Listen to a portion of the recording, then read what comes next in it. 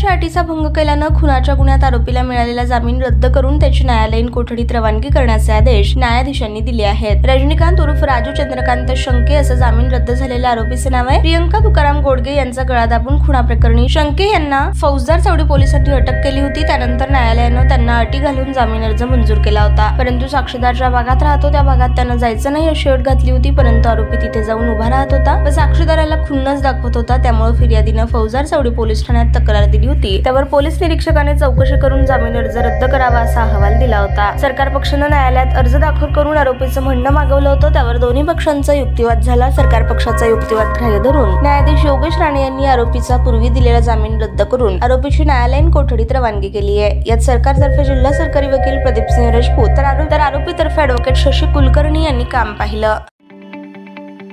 ताज्या बातम्या पाहण्यासाठी प्राईम महाराष्ट्र न्यूज चॅनलला सबस्क्राईब करा।